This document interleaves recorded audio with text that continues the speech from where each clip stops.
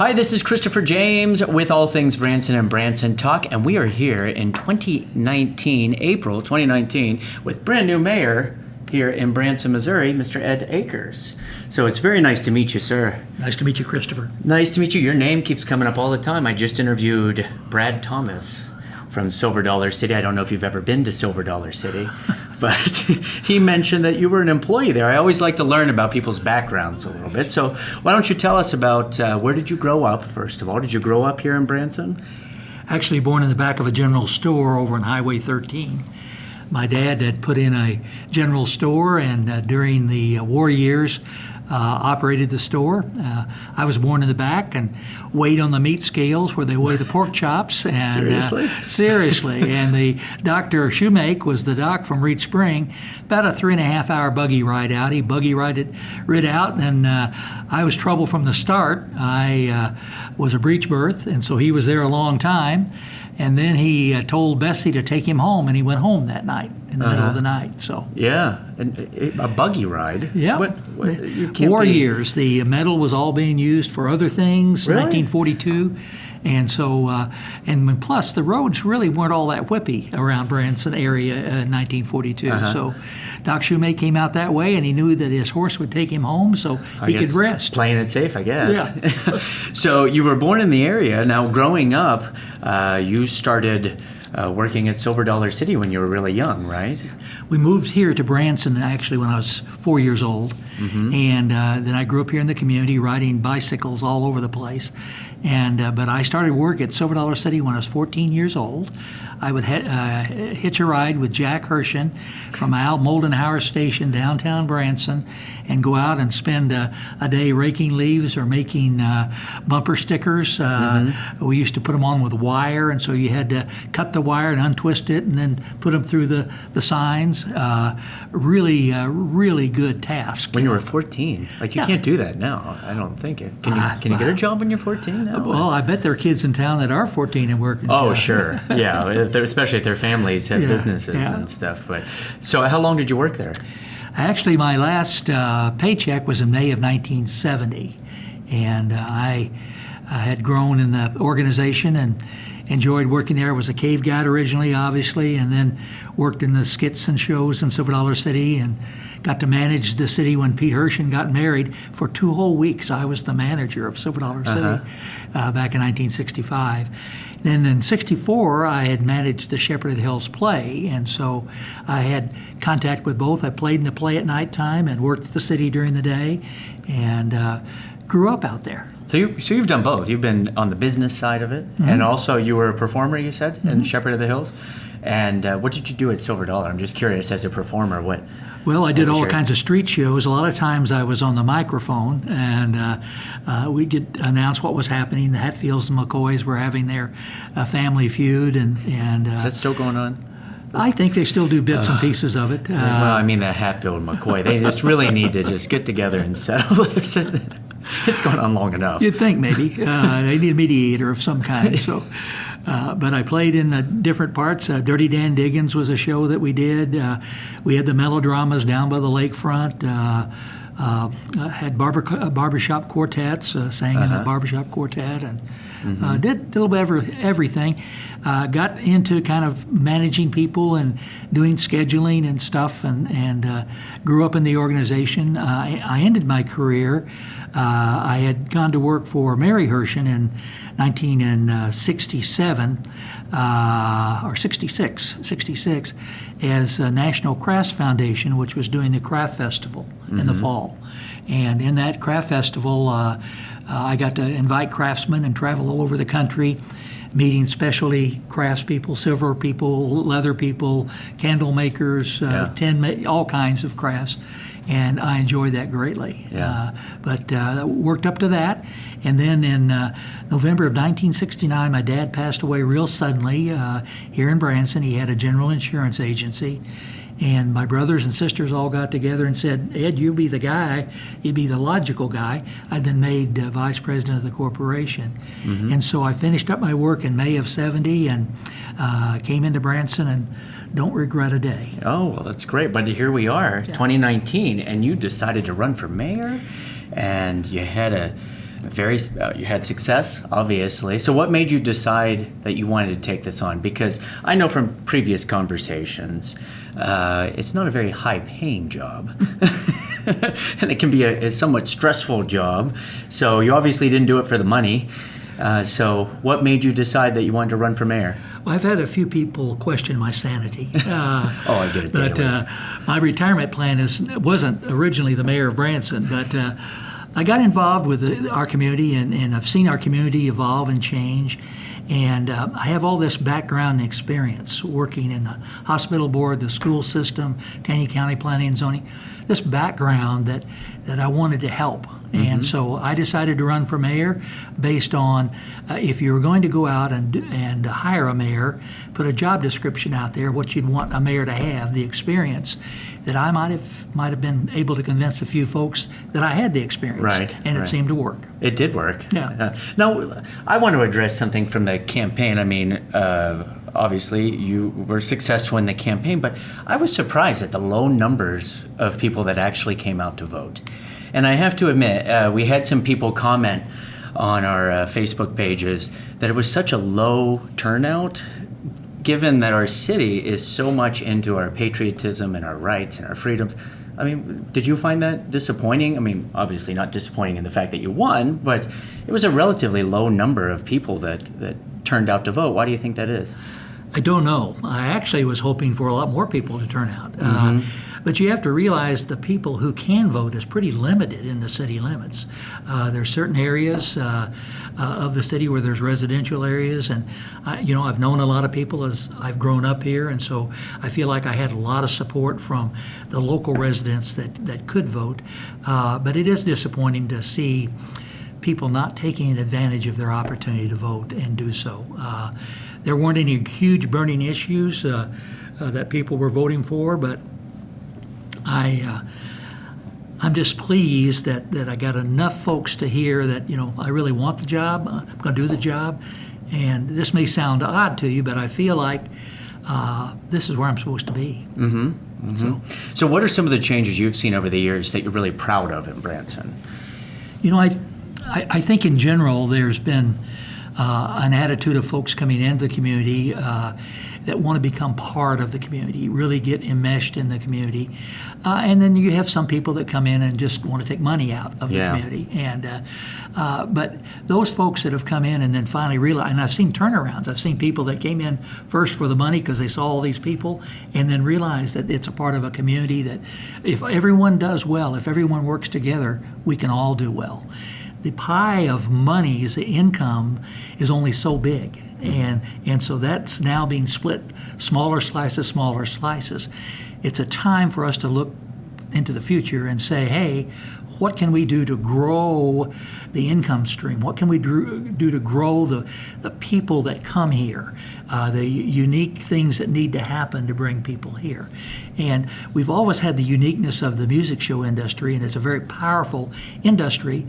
But if people that are interested in baseball and come down here to the ballparks of America, and suddenly they see there's some shows that they hadn't known about before, and they go see a show, the shows benefit. So there's a lot of discussion needs to be had. The city helped be involved with the chamber, I think, to do an entertainment study. And that study's going to be coming out in the near future. I'm not exactly sure when, but I'll be anxious to see what the recommendations are in regard to it. I'm very open about things that I not necessarily have an opinion on, but see as more factual information. And the truth is we don't have enough people going to shows to support the number of shows we have. That's a valid comment. And so if we're going to grow that pie, we've got to find ways to either help bring them in through shows or help bring them in through other attractions that attract a unique clientele that suddenly learn we have shows here and an opportunity to like the baseball part that you mentioned. I mean, that's helped a lot. Sight and Sound's one that I could designate to say that's brought new people to town, right? And they realize there's other stuff here. So it's not an easy it's complex in regard to how it works together, but you're going to need some people with a little bit of vision to look down the road and see that in the long term, we've got to make some changes now to benefit the future of Branson. Right, because everything's so intertwined. We get a lot of comments from viewers that, we're getting too many attraction type things, too many museums, too many zip lines, too many. But to me, those bring in people that don't want to sit all day and watch shows all day. So they come in maybe to go to the museum and then catch a show at night. And so I think they all work together. I don't think it's a bad thing. And also now we appeal to a wider spectrum of people. Because I know when I first came here, Silver Dollar City was here, Whitewater. I've been here going on 20 years. And now I've noticed there's a lot more things for all kinds of ages to do here. And I think that's a good thing.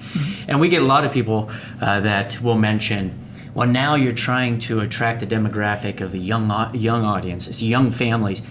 And I always point out that most of the people we talk to started coming to Branson when they were kids. Like they came with their parents. They just forget that. They forget that. But times do change. So I think some of the music is starting to change that they perform. And they also have to realize that the people that are retired now were in high school in the 60s or so. So the music needs to change some as well. But I think, there's a lot of people, as you were saying, that come into town and make investments. But this year we're highlighting individuals that have made investments in town. We've interviewed Clay Cooper, that has put a lot of time and money into that.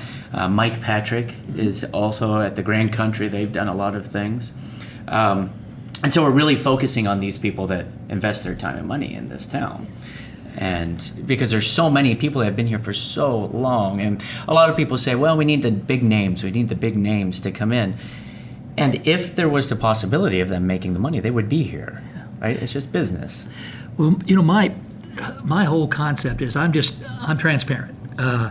I'm looking at the whole situation. You got to have some intelligent discussion and make good decisions. But you got to make decisions at some point in time. You can't just talk about it all the time. And so I see the people, and the people you mentioned who have invested, they're very aware that they've got to be unique and attract people to themselves. I'm really pleased because we've got some really quality people that own business here in the community and that make their livelihood here in the community, but they've got to come to a table. We've got to get them to the table to help make a plan. Years ago I talked about with another group. I talked about, well, is it time for Branson to consider being the Broadway of the Midwest? Is it time for the plays to come in and start drawing people also, besides the music? Most folks that come have certain music taste. They want to come for something specific. But what happens, I'm seeing, are people that come here like for the archery tournament a couple weekends ago. I think most of those people were blown away by all the availability of shows and entertainment that we had on the strip and the area. I think it all has to work together. I think there is a good way for it to work together, to recognize that everyone brings something unique to the table and that we just need to make sure and get people here. Right. And once we get people here, then they can learn, and then that word of mouth that used to really be Branson's benefit, they take it home and share about what great time they had. And two, with the international things going on, Johnny Morris bringing in the folks to the golf tournament that he has, and then other attractions there. We're seeing a whole new demographic of people coming to the area. And I think there's an area, it's my opinion, and it's an area looking to the future, is that we really haven't pushed retirement here in the area. We've never really said, hey, this is a great place to retire. It's happened because people discovered it on their own and found it. We've got some retirement information at the chamber and so on, but it's never been a focus. That area and a couple other areas that are tied to tourism may be where there's room for a second pie that doesn't slice that bigger pie thinner. It's its own pie and brings additional people. The retirement industry brings capital. People have money because they're retired. It brings in some labor force because a lot of times they want to do something while they're here besides play golf and fish all the time. And for years, the theaters have said the best employees they have are the folks that are retired because they show up on time and they work their time frame and then they do their thing. Sure. So the labor force issues of trying to make sure we have ways of also tying in labor force to bring people, and then the transportation system is the last thing. I saw a need for it 20 years or more ago in planning and zoning, talking about an outer road, much like Kansas City has an outer road that goes around it. Like a bypass sort of thing? Yeah. Well, not really a bypass, but access road. In Kansas City, if you want to go someplace in Kansas City else, you'll take the outer road and then come back into the place you want to go. The same could be true here in the area. Very expensive. Long term, I may never see it in my lifetime, but can you imagine an outer road that would take off to the eastern part of the county where there's land that actually have soil and you can build on, it doesn't have rock, and then Kirbyville area, and then on around toward the airport and Johnny Morris's property, and hook back into the end of the high road now? Right. That access that gives places for people to have residences, be able to get to work by transportation system, and just benefit and grow the whole area.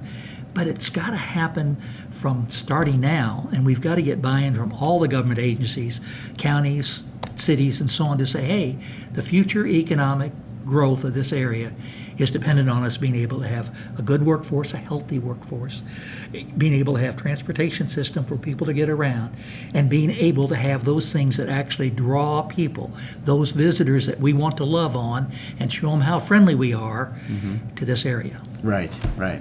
So, okay, all the business stuff aside, we always get that out of the way. Yeah. So what do you like to do here in this town? Do you go to a lot of shows? Do you go out to Silver Dollar very often? We go in binges. We'll decide, well, we're going to go see shows, this week. My wife and I, we have all three of our children here and 6 grandkids, and so we spend a lot of our time soccer games and baseball practice and things like that, which is, I'm so blessed. Yeah, because I saw you throwing out the first pitch. Was that yesterday? Yes, it was. Yeah, I didn't do a very good job. My sinker sank too quickly. Were you a baseball player growing up? I was. Yeah. I was, and I was a pitcher. And but the years have worn. Yeah. But I enjoyed that. That was really an honor. Hollister Chamber of Commerce asked me a couple of years ago if I'd come in just to be there and kind of help them with the history and things and going on in the area. And I had a great time. I mean, I really enjoyed working with Todd Ashelman and now the current administration's working over there. But they invited me to come up, and little did I know that I was going to be throwing out the first pitch. So your excuse is you didn't warm up, right? That's right. If they had given you a notice, you got to stretch.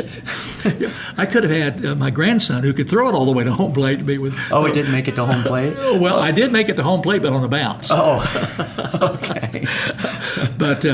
But yes, it's this area I've grown up in. I enjoy, and much more so as I've gotten older, and I know this is a thing for people getting older, but I really enjoy the springtime, and I enjoy the summer, and I enjoy the fall, and I enjoy the winter. They're all uniquely different. Yeah. And there's beauty in every one of them. And I'm learning to enjoy the beauty of each. We have some property out on Bull Creek, and I go out there and take my lawn chair right in the middle of the creek and let the minnows chew on the hair on my leg, and sit there in the creek with my boys, listen to a Cardinal ball game. That's fine. So, yeah, and but the other thing at the creek, have a lot of baptisms done there, and so I get to see folks that come out of that water looking so new and fresh. And they look over and see you with minnows.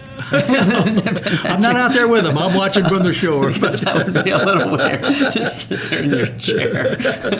But the old man of the creek. Like, who is that? We just ignore him. But this area has so many things to offer. I love the museum. I like to have a chance to talk about the area. As you can tell, I don't like to talk.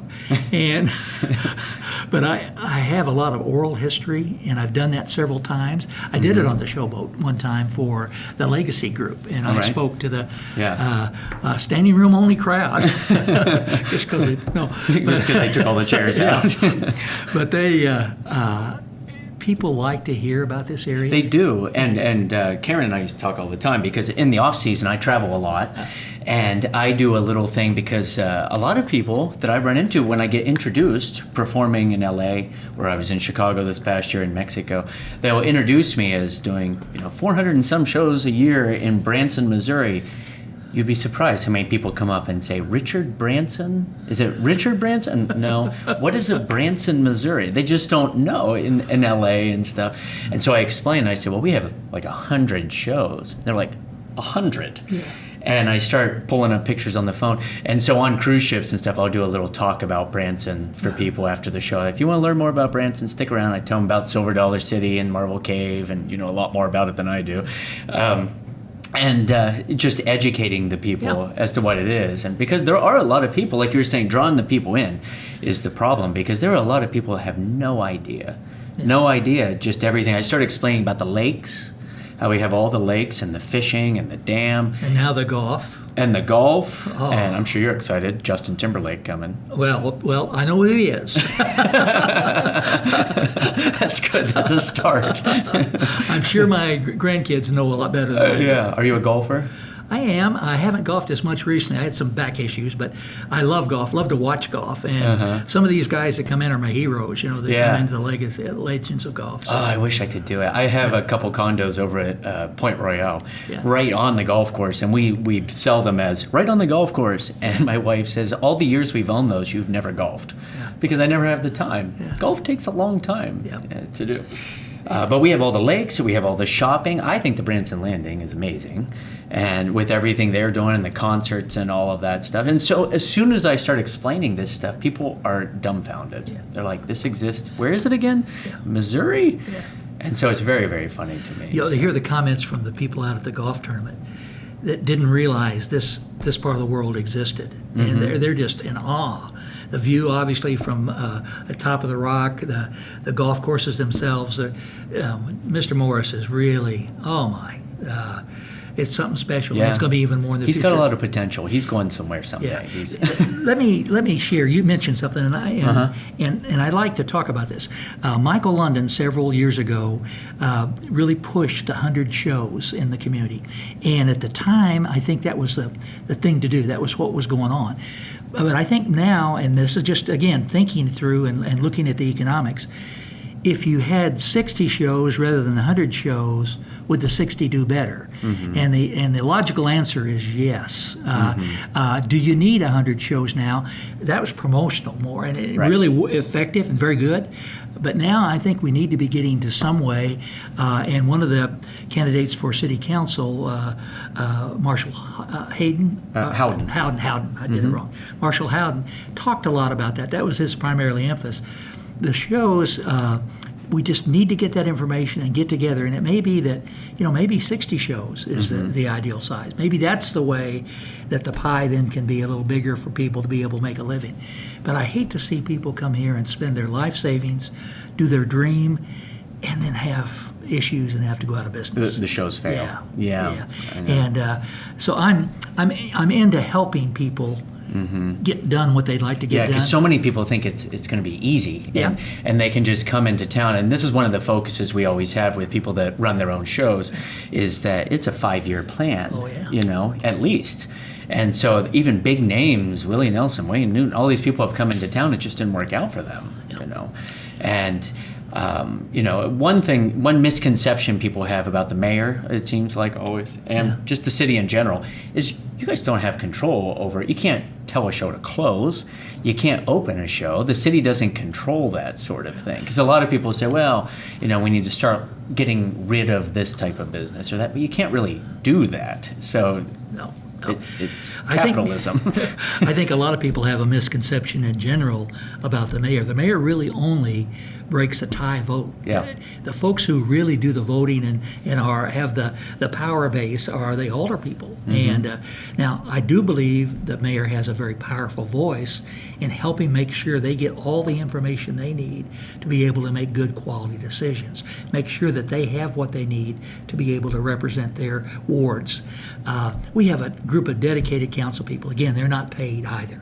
But I have no allegiance or any ties to anyone because, I'm at a point in my life where this is my retirement plan, and so it's unique and unusual. But what I hope to bring is also bring some interest from people who are at the retirement age, who only golf and fish so much that they might have a little extra time to come in and serve the city and help on committees, help on areas to help, and they have expertise and knowledge and background and all the stuff. But that would bring a lot of older people here to town, but that's not all bad. There's some wisdom in some older people around, and other societies revere their older people. Yeah, And, I lived in China for a while, and it's completely yes. different in Asia. I mean, yes, those are the most respected people by Yes. far, by Yes. far. And I do too. I respect them unless I'm trying to get to work. Now you got into meddling. No, what? You got into meddling. I used to do these Branson laws just as a joke, where if you're behind an Oldsmobile or a Cadillac and you can't see the top of somebody's head, you're going to be late to something. That sort of thing. Well, we do have folks that are here just awesome, and I had a 90-year-old father-in-law who loved to drive. My And- great-grandmother drove until she was 98 years old. But finally, we were able to get him to stop doing that. But I think the important thing is that the people in this community can all work together. Right. And whether they're older folks or younger folks, there's a common ground. There's a common area. And there's no old Branson, new Branson. It's Branson trying to serve. But we've kind of gone away in some cases of the friendliness that really brought people here originally. The smiles, the waitress at the restaurant who can tell you about the latest show and all that. There's a lot of things that I think we need to kind of help encourage to bring back. Right. Is educating the workforce about what's available in the community. And again, that's a lot of discussion. It's a great idea because then you get the word of mouth going. And that's the best. When the maid at one of the motels is asked by a visitor, well, what show do you like, or what show is best to you? And then, I never get to go to a show. All I do is work. Yeah. We've got to have a better way. And then letting people turn left, just let them turn left, or letting people in, Yeah, right. in the line of traffic. Just the old Ozark hillbilly friendliness, that's Right. there. Those kind of things will make Branson really viable in the long run. Well, we always end all of our interviews by telling everybody to be nice to each other, right? Just everybody get along, do something nice for someone. And this has been a great talk. I really appreciate you giving us your time. Yeah. And I know you're just getting settled in. You got this is basically your work area. Well, I have a desk eventually coming, but Eventually. and we're making one office into two offices is what's happening. Oh, I see. And we got a new city administrator coming eventually, and so that's going to be. I'll have my thumb right on him. See right. Well, it was great talking to you. It was very nice meeting you. Thank you very much, Ed, for taking Thank the you. time to talk with us. I'm Christopher James with All Things Branson. Be sure to follow us online. Comment down below as to who we should interview next. And as always, be nice to each other. Bye-bye. Thank you, Christopher. You betcha. Thank you. That was a lot of fun.